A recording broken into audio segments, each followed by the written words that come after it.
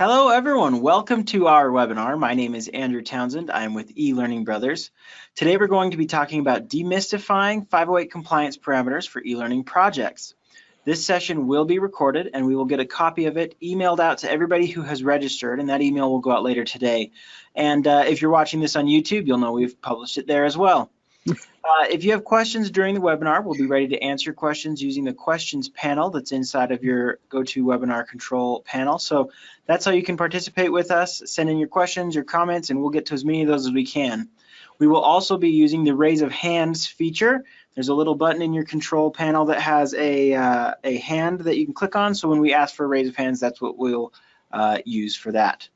All right, so today to talk to us about 508 compliance, we have Michelle Echeverria, Instructional Media Manager at JBS International Incorporated. Thank you so much, Michelle, for your time, and I'll go ahead and turn the time over to you.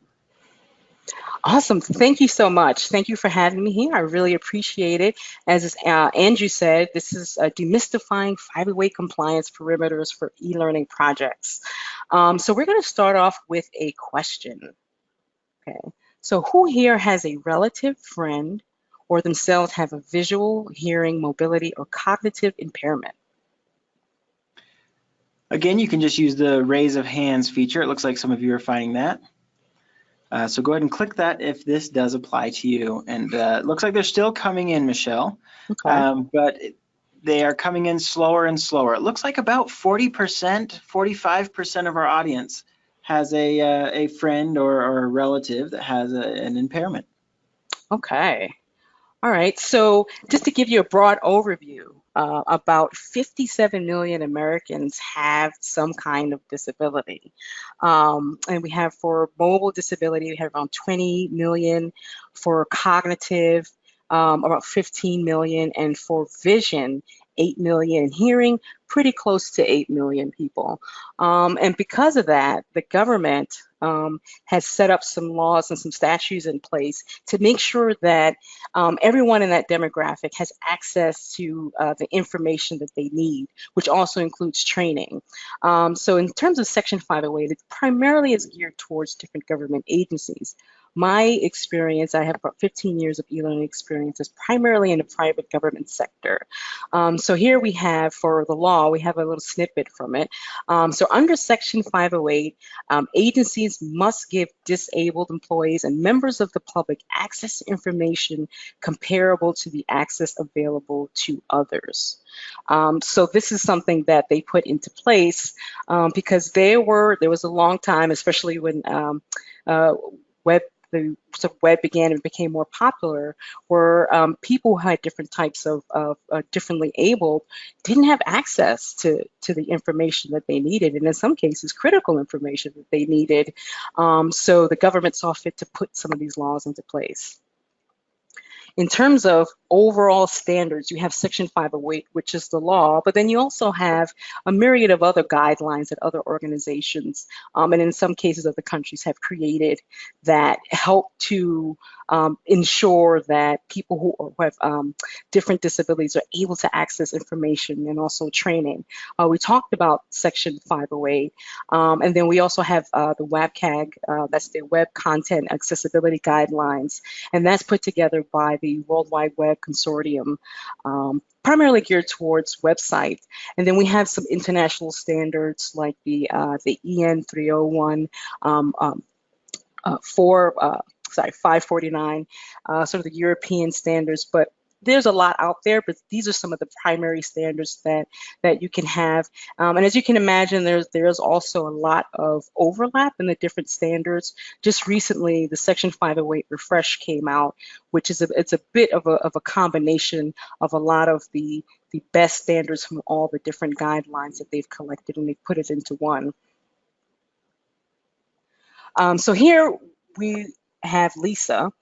So Lisa is a senior instructional designer, like some of you all may be in designers, developers, managers, etc. And then we have this scenario that she's in. So the email says, hello, Lisa. I know we're in phase 2, but I just found out that the entire training has to be Section 508 compliant. Can you make this work? Sorry. So this is from Joe Client, and hopefully none of you have been in this scenario, but it's quite possible. So the situation with Lisa, you see her, she's upset, she's horrified actually, because she's midstream in a project and she didn't take into account accessibility in the very beginning. So this is sort of the crux of what we're going to be talking about, how at the beginning of a project, there's information and conversations that you can have up front and things to start thinking about to hopefully mitigate any of this happening midstream or the end of the project. As it could be quite costly and quite time consuming to have to go back and remediate. And in some cases, depending on the learning project that you created, you may have to completely re-engineer the project. And that's something that you just don't want to do.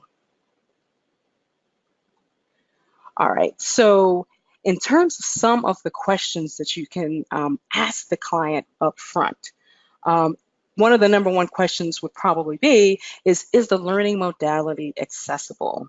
To give you an example, you may be having a meeting and or a discussion with a CEO of a company, and he just took this really cool VR experience and he's so excited about it and he's got to have virtual reality experience. And then you start digging a little deeper and then he says, oh, by the way, all of our products need to be Section 508 compliant. There's sort of a hard stop right there, because if anyone, even though virtual reality is really cool and there's a lot of novelty around it, right now, it's not 100% 508 compliant. There's certainly things that you can do to augment it, but for the most part, it's not compliant. So these are things that you can start sort of teasing out of the client up front. And then the other question would be is which compliancy standards should be adhered to?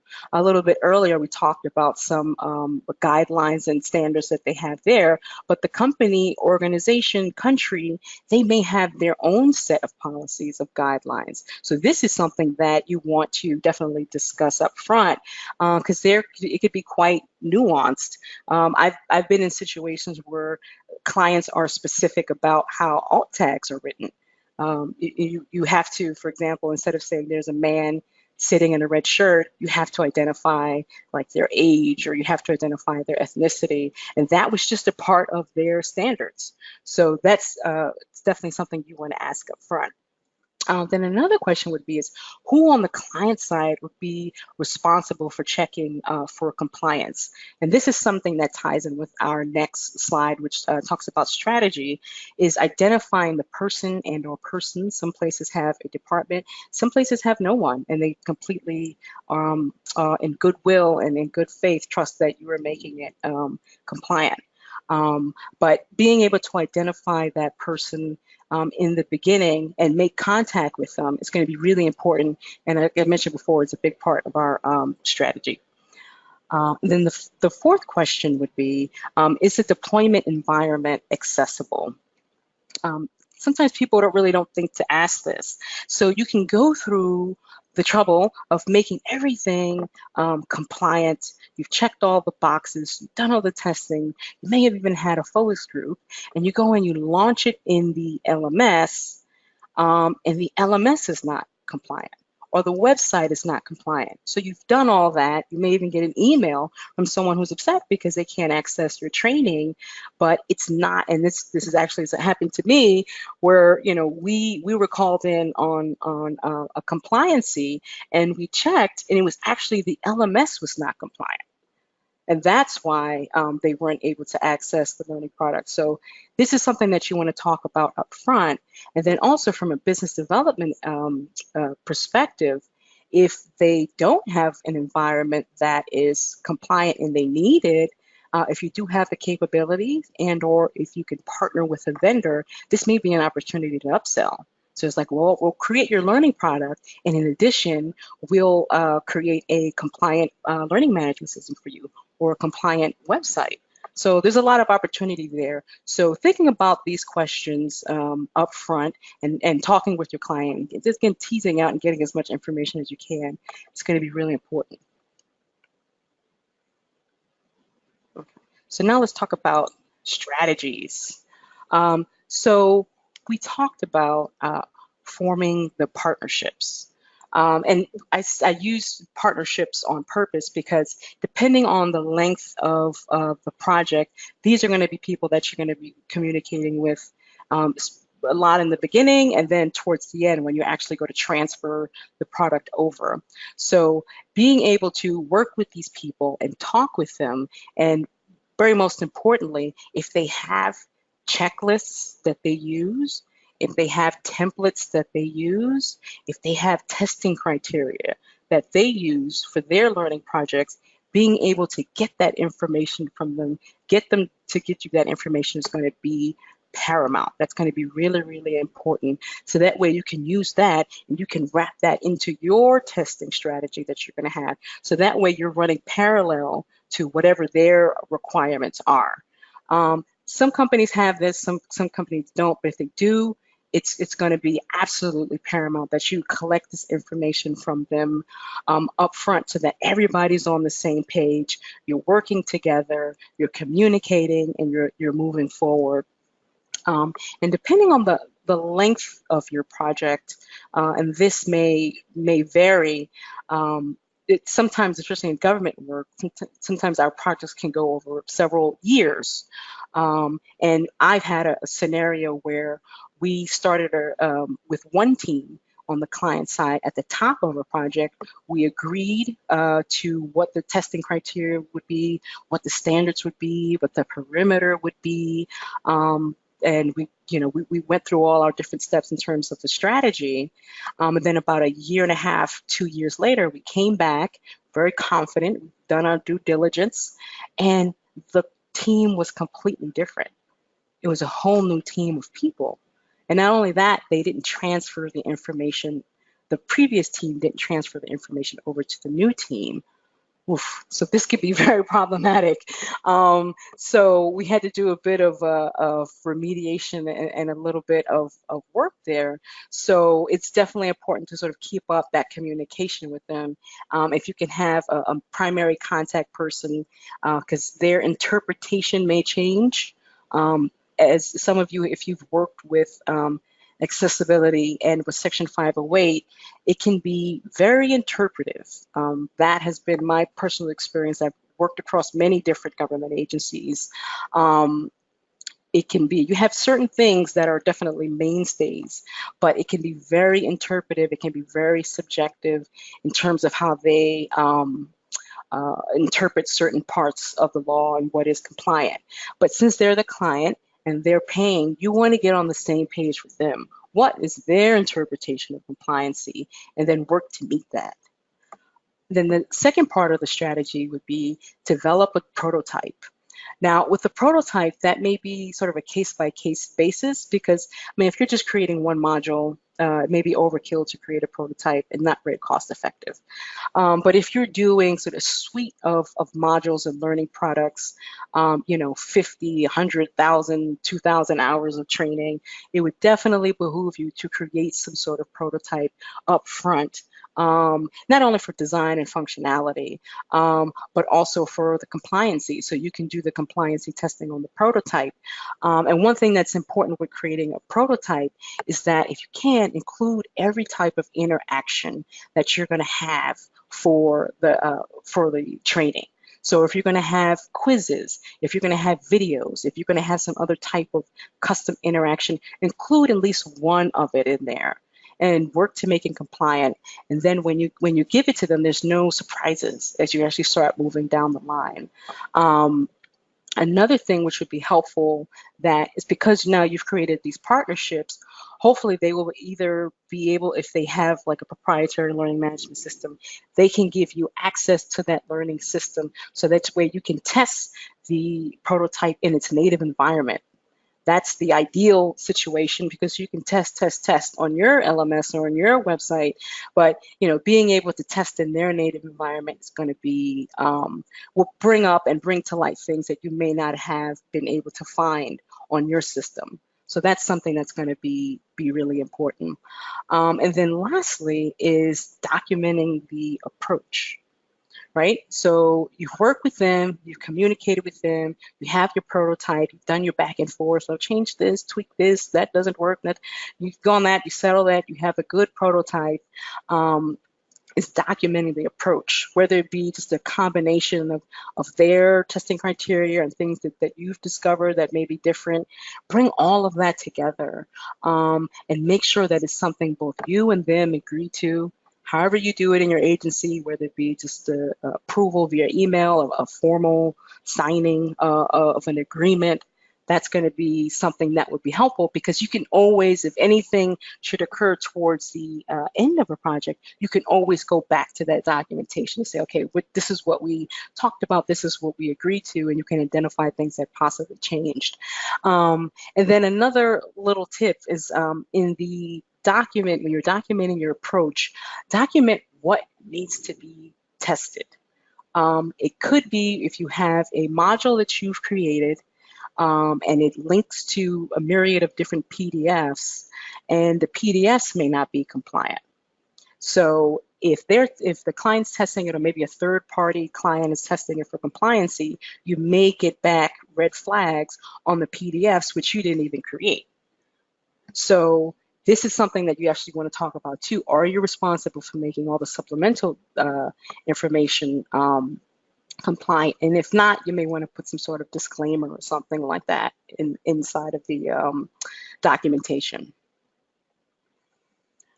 So for compliancy, like I said, there are some subjective interpretations, but there are some general universal considerations, things that across the board you have to consider.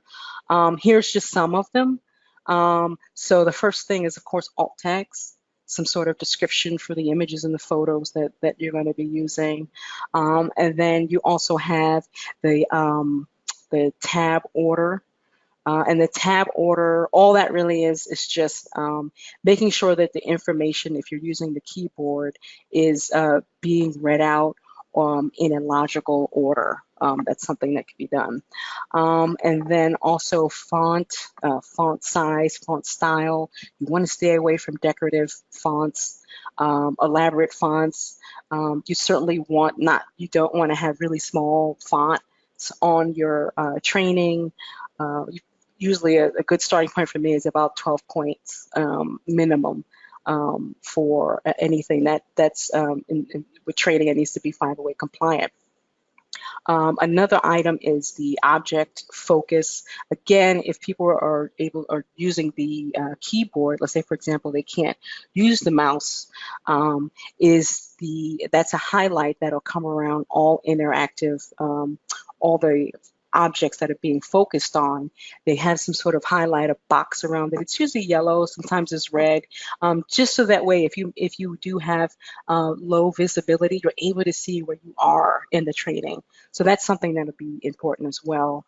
Color contrast is paramount. You should be able to read the font properly against the background, and in the documents, the supplemental documents that are attached here, we include links to websites. WebAIM has a really great website where you can go and you can put in the color of your foreground, color of your background, and you can check to ensure that it meets compliancy standards and contrast, so there's no guessing there. So there's just tools that you can use to ensure that it's compliant.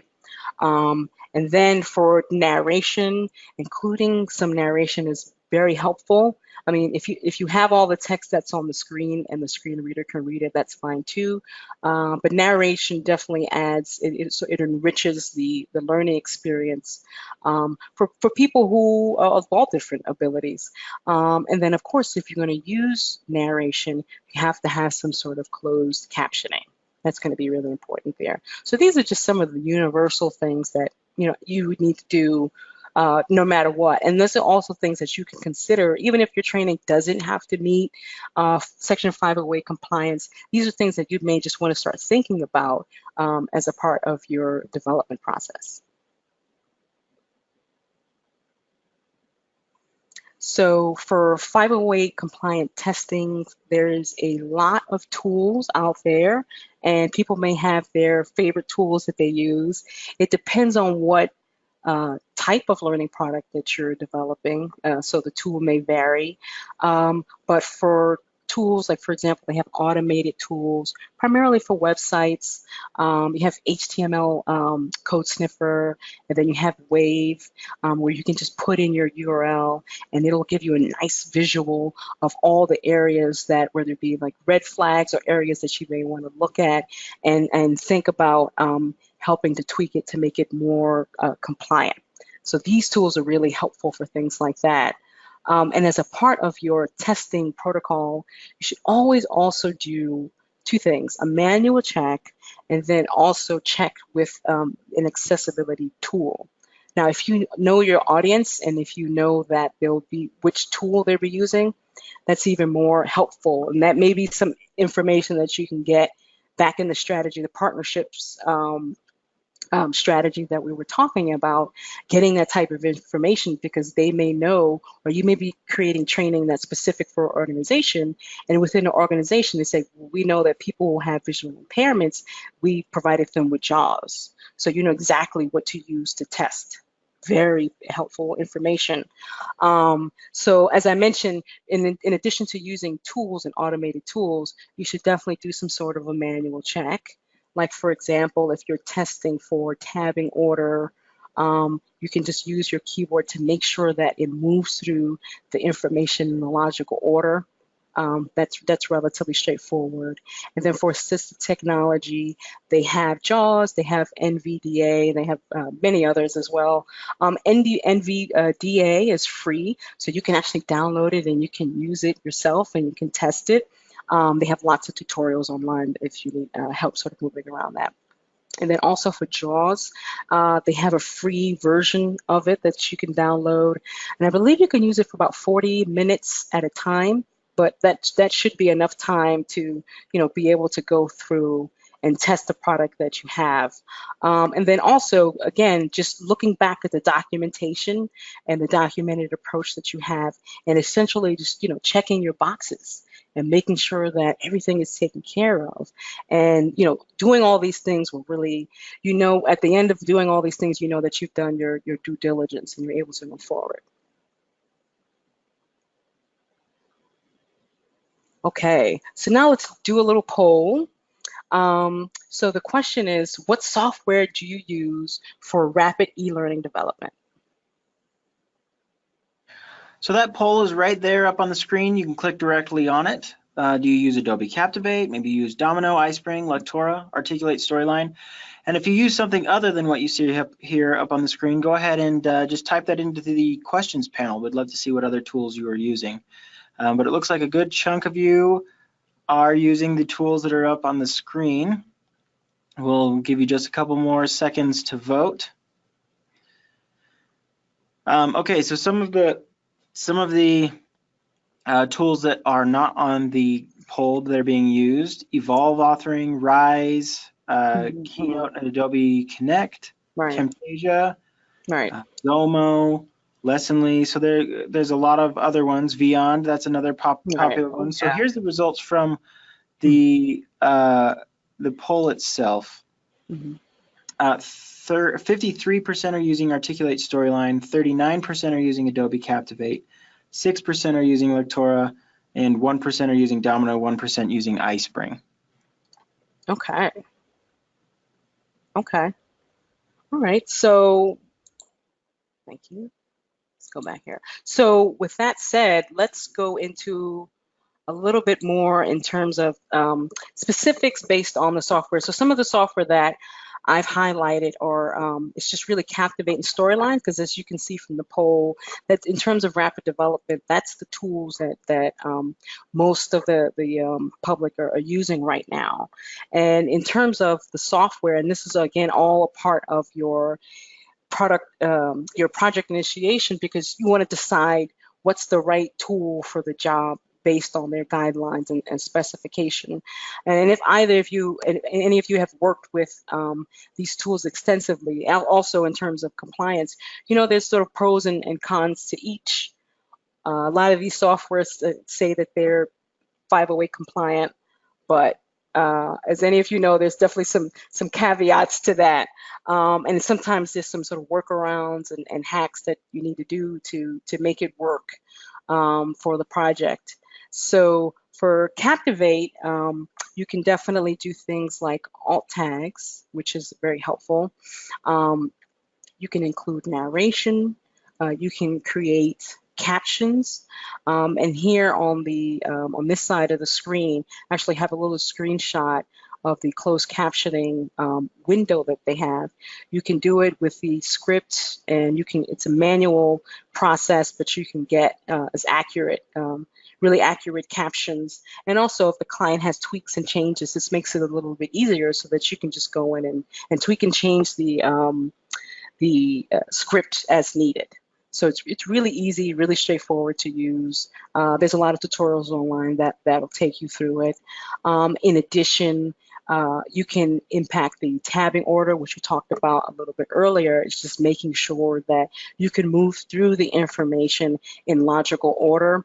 One thing that's a little bit different with Captivate is that they let you create the tabbing order, but it's really just for items that have interactivity on the screen, like a quiz screen or something like that.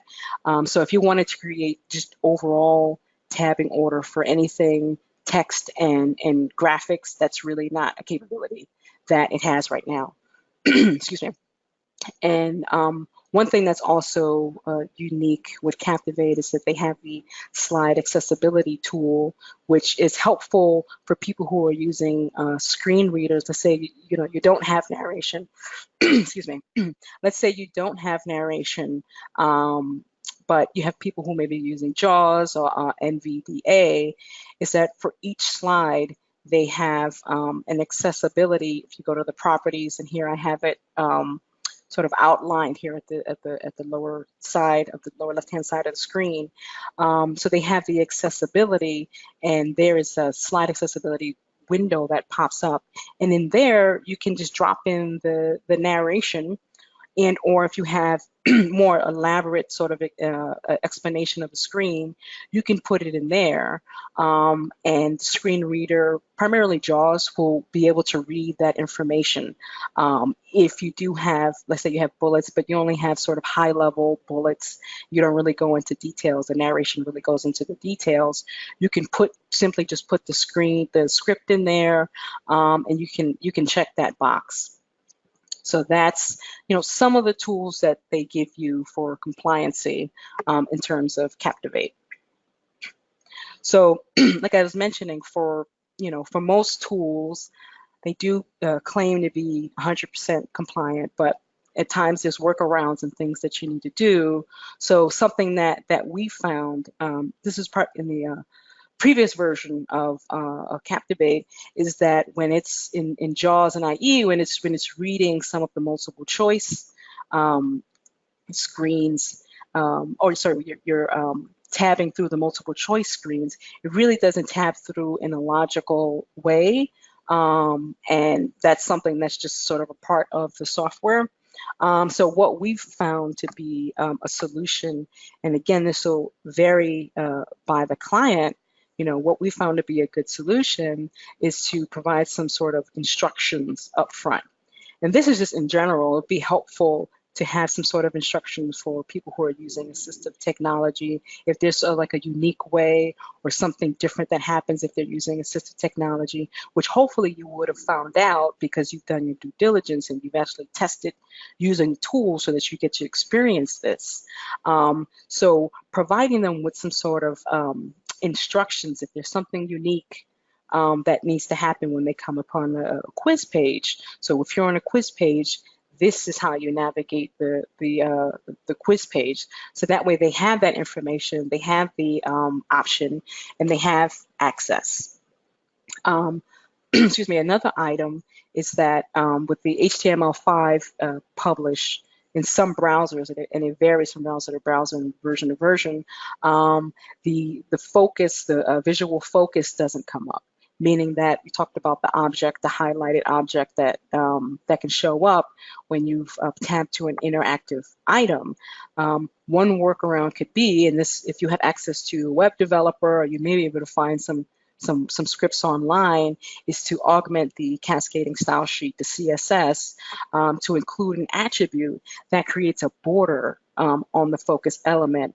The kind of cool thing with creating, with augmenting it with CSS is that you can choose the color, and you can also choose the width of the border. So it gives you a little bit of more control around that. So next for storyline, again, there's a lot of similarities in terms of, you know, what can be done with the software. Like we talked about alt tags, you can include narration. One thing, and this is not necessarily unique to Storyline, both Storyline and Captivate do this, is that they have a text-to-speech function, which is great. And in some cases, I've actually been able to pass as a real voice. Sometimes people don't even notice that it's an AI, a robotic voice. So they have a text-to-speech function, and in Storyline they have a in the window you just basically copy and paste the script in it. You can choose your voice depending on the needs of the particular training, and it creates the audio file for you. Very easy, very easily done.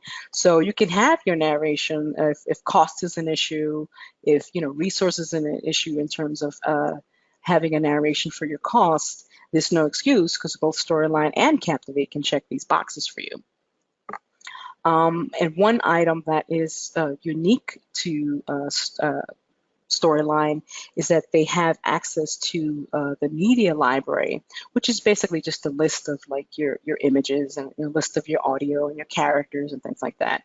Very straightforward, and you can get to it in Storyline just by you know, inserting in if you go to insert an image, you can see the media library option. But one thing that is a time saver and that is different is when you have here, and you'll see it in the screenshot here. When you have your list of graphics, for example, when you click on each graphic on the left-hand side, you can actually put in the alt tag right then and there, which is great because if you're creating a development that has a very robust graphics, you know, if you have 50 images on a slide or something like that, which is a lot, but let's say, for example, if you had like 50 images on a slide, to go in and find each image and right click and put in the alt tag and right click and put in, it's just a lot of work. So using the media library, you can actually go in and just get them all at once. It saves a lot of time. One other item that is unique to Storyline is that you can put in SRT files, which are proprietary files that are created for captioning. So instead of having to manually actually create the captions, you can have the captioning created and just insert the file that is relative to the audio. So that's a huge time saver. So those are things that you want to consider based on the access that you have with tools that you have, the needs of the project, what LMS you're using. So there's a couple different factors, but overall, they do meet a lot of the major requirements of 508. It may need to do a little bit of workaround, a little bit of hacking here and there, but overall, it can usually check the box. So video, you know, as we all know, with video is becoming more and more popular with e-learning and training. Everyone is using it. It's a fantastic tool for overall training. And as we talked about a little bit earlier, anything that has audio or anything that has video also needs to have captions. And one good thing, if you are uploading your videos into YouTube, YouTube automatically makes captions for you. It's a huge time saver. So if that's the way that you're presenting your information, then by default, you've checked that box already. So that's definitely a great thing. And then and we'll talk about this also with transcripts. Um, with captioning and with transcripts, if it's a cost related issue, one tool that I've used, that we use quite often, there's a website called rev.com. It's just rev.com. And it's it's in the resources links. And you can both caption and you can transcript at this point in time for about $1 a minute. It's excellent, and it's accurate. I recommend with captioning, even with the YouTube captioning, or if you have a paid captioning options, to also QA your captions. That's something that you definitely want to do no matter what. But overall, it's relatively accurate. It's easy. It's $1 a minute. You can't go wrong. So that takes away your excuses and also can cut costs in terms of your development process. Excuse me. And then with captions, you have closed captions and then you have open captions. So with open captioning, if you're on social media a lot, you're seeing that more and more, that a lot of times the videos by default will have captions embedded in there. So your choice between closed captions, which is basically controlled by the user, and open captions is in by default. It's really up to you. It's based on the project. It's based on the platform that it's going to live on. So that's just something that you can consider moving forward. For audio descriptions, it's something that's relatively new to the compliancy family. So audio descriptions, sort of as a broad overview, is if you have a video and let's say, for example, you show an image of an org chart. You have this elaborate org chart. However, the narration does not mention the org chart or doesn't mention all the elements on the org chart. So that would be something that would be out of compliance, specifically if you're working in the government environment. So with the audio descriptive version, so you have your main version of the video. So an audio description version, what that would do is that it would create a separate narration just for that slide. You would insert the audio in there. So you would pause it, insert the audio in there. It would read out everything that's on the screen and then continue the video, and on and on and on, if you have that in several places. As you can imagine, that's not the ideal solution. But if you have to remediate videos, that may be something that you need to do. And of course, it makes videos considerably longer if you have to go through and read all that. But one way to mitigate that is when you're creating your videos in your storyboarding phase, if you're thinking about your images, you're thinking about your graphics and your charts and things like that, is that when you're looking at the images versus the script, make sure that the script has that information in there. Make the script as descriptive as you need to in order to avoid having to do any audio descriptive versions. So if you take care of it again in that beginning stage, you should be in good shape being able to move forward. And then of course, with transcripts, we talked about just a little bit, creating transcripts. Whether you do it manually, whether you use some sort of software, where you use an online tool, is definitely something that you should consider doing by default for videos. If you have videos on YouTube or Vimeo, just to give people the options in order to be able to access the information. You can put it in the description. So that way that or you can have a link to it if it's particularly lengthy. You can have a link to a separate website that has the full transcripts. Again, to give people different options to be able to access the information.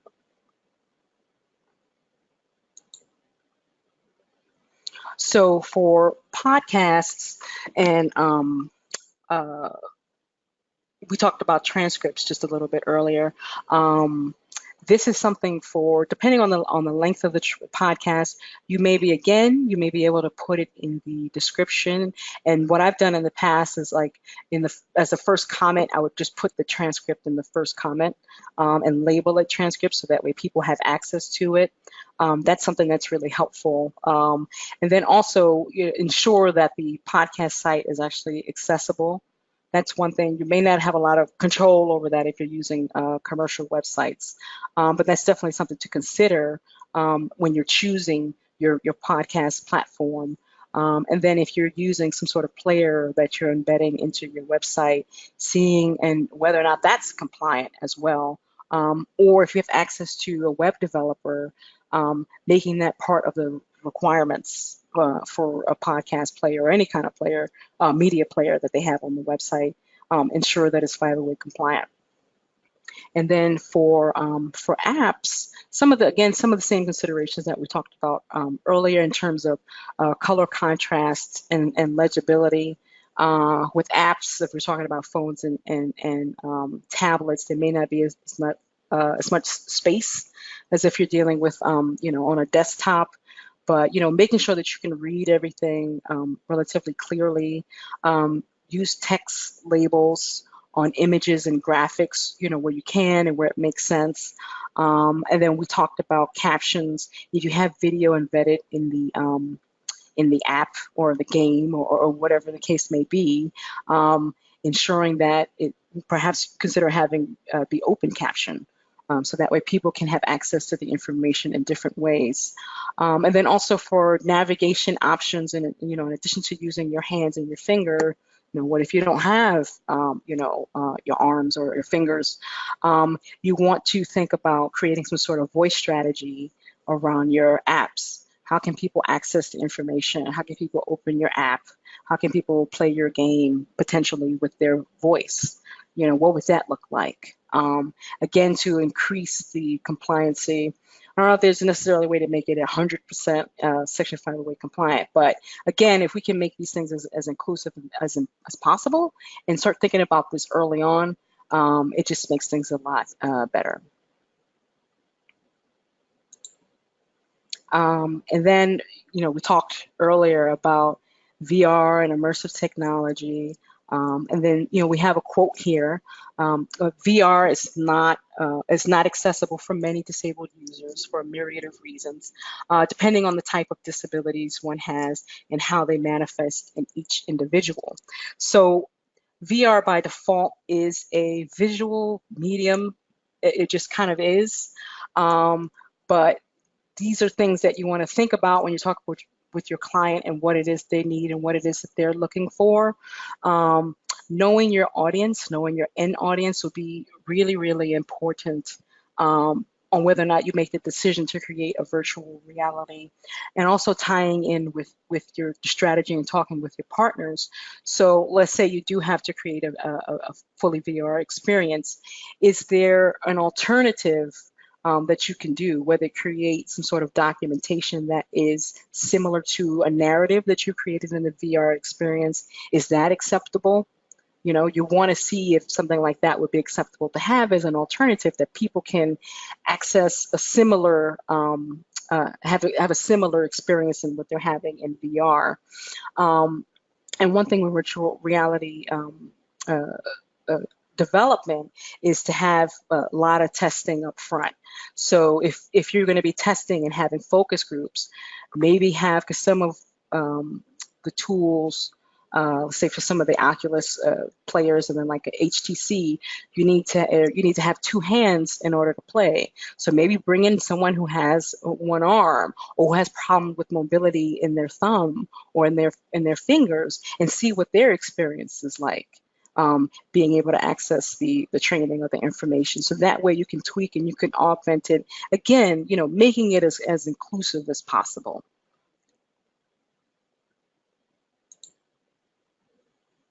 Okay, so now we have another question, and it's going to be our last question.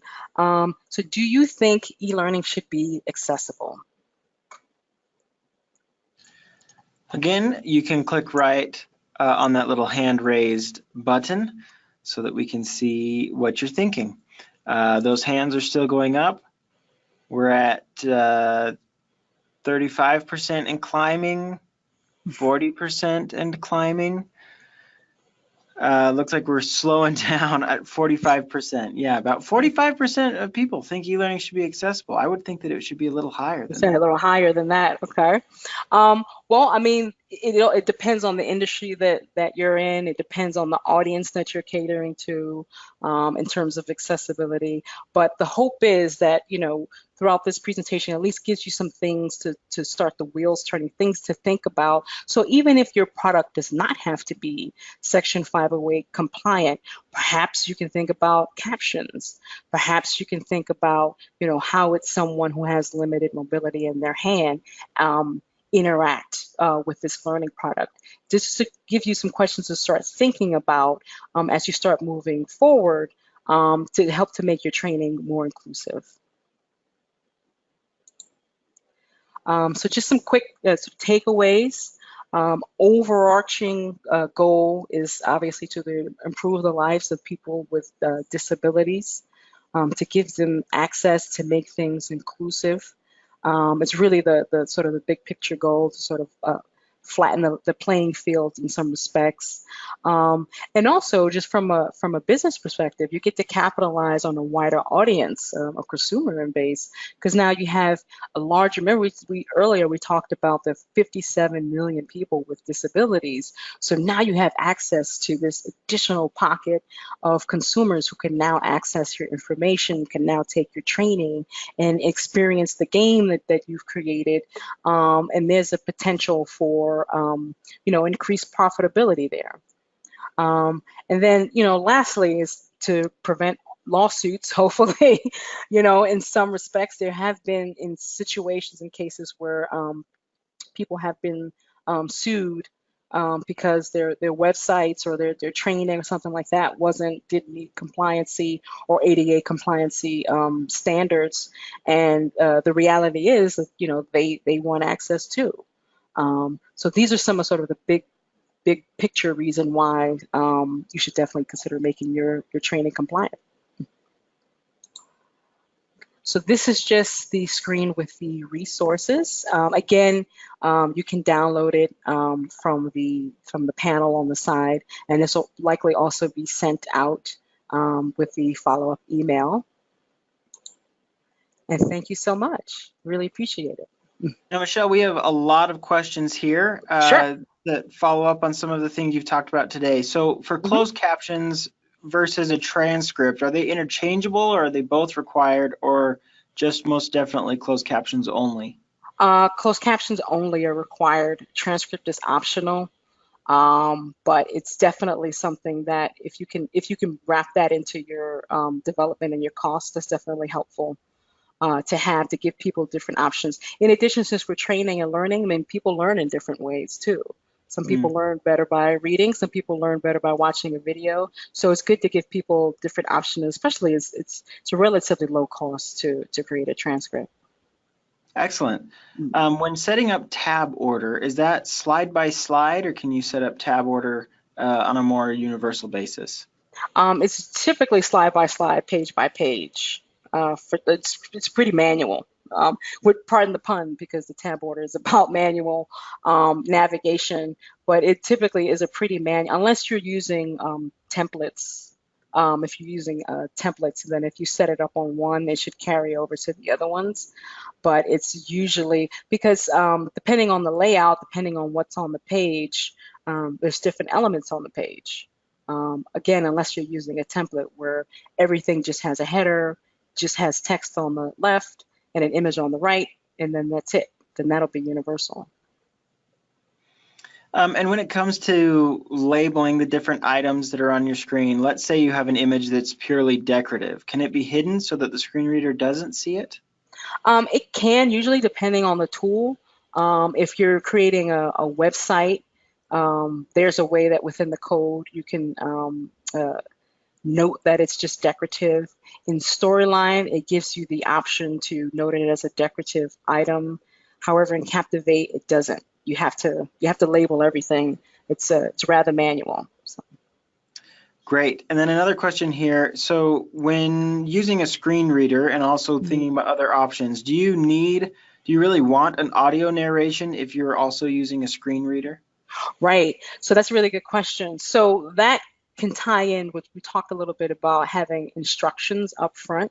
So if you have instructions up front, or if you have an introduction to the training, you may want to put something in there that notes that this is an audio enabled. This is some of the language that I've used. It's an audio enabled training. So to let people know up front that they would, if they're using uh, their assistive technology, that they can turn off their voice, so that way they can listen to the narration. Because otherwise they both talk at the same time, which you definitely don't want. So Right. overall, let the user know up front that there's narration, so that way they can go into their settings, turn it off, and then enjoy the learning experience. Okay, great. Now there are different levels of being compliant. What if you're unable to be 100% compliant? Does the law allow for a best effort? How do you figure out where you draw that line? Right. So that's where the interpretation piece comes in, and then that's where your partnerships come in. Like I said, there's a couple things that are just mainstays, like you got to have all tags, you got to have tab, things like that. But that's when you have to have a discussion with the people on the client end, because sometimes there's limitations depending on the software that you're using. It just doesn't do that. And you're not a Right. software engineer, so there's nothing you'd have to re-engineer the whole software in order to make it work. So then that's where the discussion and the negotiation kind of happens with the partnerships that you formed. So it can be a discussion where what I've done in the past is that I've gone online and I've found documentation from the software provider. If there's a known issue, I found documentation where they've noted it, like, we know that's an issue, we know it doesn't do that, and I provided that to the client for the software. So that's one thing. And then another thing that's a part of the discussion is that can you create an alternative? So if you're creating like a Captivate, can you create a compliant PowerPoint? Is that okay? Is that acceptable? And that'll vary widely from client to client. Some will say, sure, yeah, whatever, no problem. And then some clients are like, no way, it has to be the exact same experience and it must be compliant. So it varies widely. Excellent. I did want to just reiterate that in the handout section of the GoToWebinar control panel, you can download that resources page that was on the previous slides. You can download that and look that up as you need to. And then here on this slide that we're looking at, there's a QR code in the corner. Where does that go? That just gives you all the information that's down there. So it gives you my name, LinkedIn link, and then also a link to my podcast, which is Learn Candy, which you can find on iTunes as well. What's in Learn Candy? Tell us about Learn Candy. Okay, so Learn Candy is it's an EdTech podcast that I started. So we talk about some of the things that we've talked about here in terms of compliancy. And my most recent episode, I talk about VR for Good, virtual reality training for the social good that we have here. Excellent. So yeah, check out, if you're into podcasts, grab that podcast wherever you go for your podcast. I did want to talk about the right side. There are off-the-shelf training. eLearning Brothers is putting out these full, complete courses that meet a lot of these compliance requirements. They are editable though, so as you change them, you'll need to make sure that those changes are also compliant as you need them to be. But you can check those out at elearningbrothers.com, or if you'd like to just maybe be walked through one or two of the courses, you can give us a call at 801-796-2767. We've got a little bit more time if you guys have any more questions. Let's see, there's one coming in here. Let's see. It just moved. Somebody else asked a new question. That's what happened here. Could you create a separate video for a description version and then send out the separate versions out to people that need them? Right. So just to clarify, it is actually a separate version. So you can have your version of the video that you created that has the charts and elements on it that are not in the narration, and then the audio descriptive version would in fact be a whole separate version that you have, because the narration may be different than the narration that was in the original video, and it'll be sometimes 2 times as long as the original video was. So it is 2 separate versions, yes. Sure. Yeah. Here's one last question that we'll take before we close out. What Sure. standards are there for what fonts are acceptable and compliant? Who decides which fonts are compliant? We may have a font that we think is very, very simple, but another, a coworker says, no, you have to use Arial or Veranda or Right. whatever. Right. How do you make those decisions? Right. Again, that can be a little bit subjective. I believe in the five-way compliance. So generally, what I try to do is I use definitely sans serifs, like the Arials, um, the fonts that don't have legs, like the Times New Roman for the script, because on the screen it's easier to read. It's easier. Your eyes flow easier across the text. So that's usually, sort of one rule of thumb that I use. And then in terms of a font that you're using, some of it you could just use some common sense. Obviously, nothing with script in it, no imagery or icons sort of attached to the font, which could be very distracting. And then if it's something that you're created for your client, as you're choosing your fonts, pass it in front of the client, or rather whoever's doing the compliancy testing, and see what they think, and say this is the font that we're thinking about using. You can also put that in the prototype, for example. This is what we're thinking about using. Is this compliant? Excellent. All right, great. Okay. Thanks again, everybody. Thank you, Michelle, for Thank you. presenting today. Thanks, everybody, for joining us, and we hope that you guys will join us in future webinars. Have a good All day. right. Thank you.